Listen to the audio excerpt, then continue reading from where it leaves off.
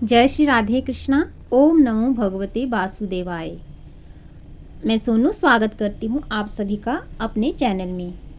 आज जानेंगे आप बैसाख महीने के बारे में। इस महीने में क्या क्या कार्य करने चाहिए और क्या नहीं करने चाहिए, बैसाख महीना कब से शुरू हो रहा है और साथ में सुनेंगे पौराणिक कथा।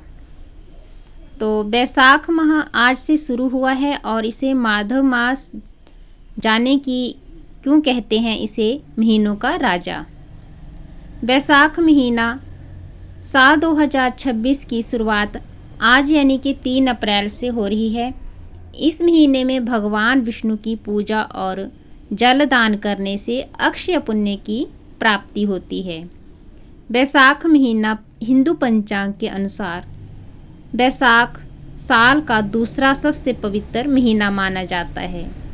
धार्मिक ग्रंथों से इसे सभी 12 महीनों का राजा कहा गया है। स्कंद पुराण में नारद जी ने इस महीने की बड़ी महिमा बताई है और बैसाख माह को गंगा को स्वर्ण के समान श्रेष्ठ स्थान दिया गया है।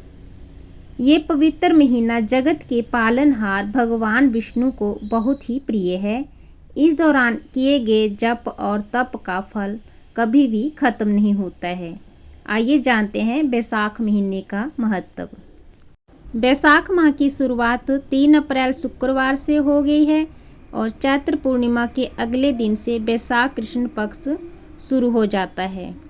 पंचांग के मुताबिक प्रतिपदा तिथि 2 अप्रैल की सुबह 7:41 से प्रारंभ हो गई है और उदय तिथि के मुताबिक बैसाख महीने का पहला दिन 3 अप्रैल को माना जाएगा।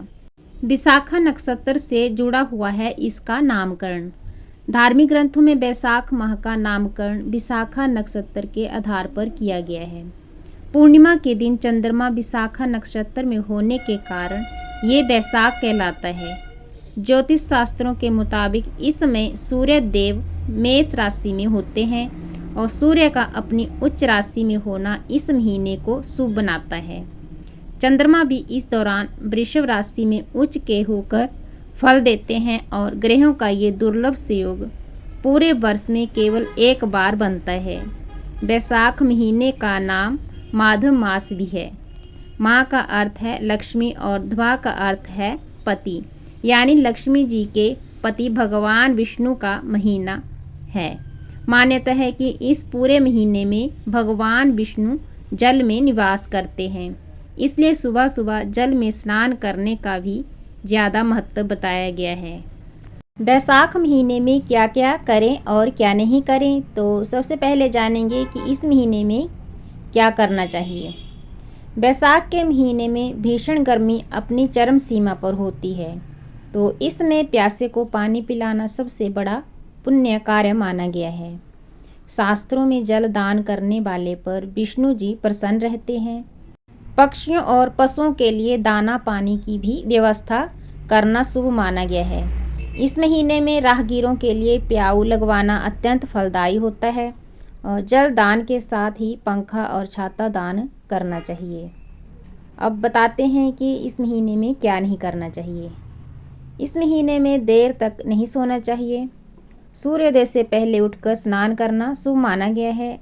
तेल मालिश से बचना चाहिए। शास्त्रों के अनुसार बैसाख में शरीर पर तेल लगाना वर्जित है। दोपहर में ना सोएं। दिन के समय सोने से स्वास्थ्य संबंधी परेशानियां हो सकती हैं और इस महीने में तामसिक भोजन भी नहीं करना चाहिए, जैसे कि मांस, मदिरा, प्याज और लहसुन जैसी चीज़ों से दूर रहना चाहिए। कांस्य पात्र का त्याग करें। इस महीने कांस्य के बर्तन में भी भोजन करना शुभ नहीं माना गया है। 2 बार भोजन ना करें। बैसाख में केवल एक समय भोजन अगर कर सकते हैं तो एक बार ही भोजन करने का विशेष महत्व बताया है। पर निंदा से बचना चाहिए। किसी की बुराई या झूठ बोलने से भी बचें। मन को शांत और पवित्र रखें। बैसाख माह के धार्मिक नियम। इस पवित्र महीने में ब्रह्म मुहूर्त में स्नान करना जरूरी माना गया है। विशेष रूप से पवित्र नदियों में स्नान करने से पाप नष्ट होते हैं। साधक को इस पूरे महीने सात्विक भोजन ही ग्रहण करना चाहिए। कांसे के बर्तन में, जैसे कि मैंने बताया कि भोजन करने से शास्त्रों में मनाही की गई है और प्रतिदिन भगवान विष्णु और माता लक्ष्मी की संयुक्त पूजा करनी चाहिए। जैसे कि इकट्ठी माता लक्ष्मी और भगवान विष्णु की प्रतिमा है आपके पास या फोटो कुछ भी है, तो इकट्ठे ही उनकी पूजा करनी है। तुलसी के पौधे के पास दीपक जलाने से घर में सुख समृद्धि आती है। नए मिट्टी के घड़े में पानी भरकर दान करने से ब्रह्मा, विष्णु और महेश तीनों ही प्रसन्न होते हैं। बैसाख महीने में पितरों का आशीर्वाद और अक्षय पुण्य।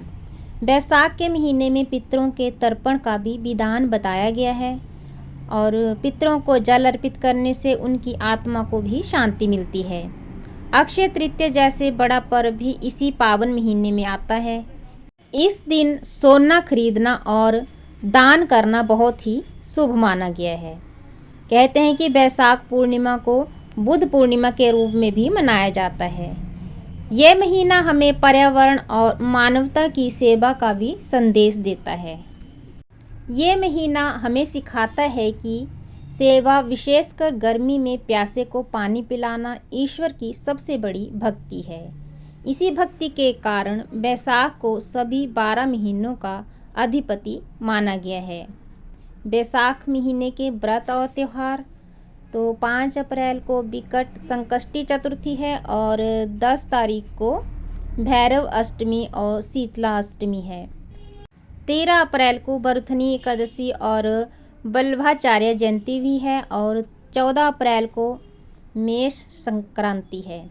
15 अप्रैल को प्रदोष व्रत और 17 अप्रैल को बैसाख अमावस्या है और 20 अप्रैल को अक्षय तृतीया परशुराम जयंती है और 21 अप्रैल को शंकराचार्य जयंती है।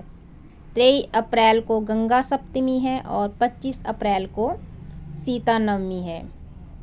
ऐसे ही इस महीने में काफ़ी सारे व्रत और त्यौहार मनाए जाते हैं। तो अब सुनेंगे आप पौराणिक कथा। प्राचीन काल में धर्मगंध नामक के एक राजा थे। उन्होंने एक बार नारद जी से पूछा कि सभी महीनों में बैसाख ही इतना श्रेष्ठ क्यों है। नारद जी ने बताया कि भगवान विष्णु ने बैसाख माह को अपना स्वरूप माना है, जो फल कठिन तपस्या और यज्ञों से नहीं मिलता है, वह बैसाख में केवल जल दान और स्नान से मिल जाता है। एक अन्य कथा के मुताबिक इसी महीने में त्रेता युग का भी आरंभ हुआ था। भगवान विष्णु के अवतार परशुराम जी का प्राकट्य भी इसी महीने की अक्षय तृतीया को हुआ था।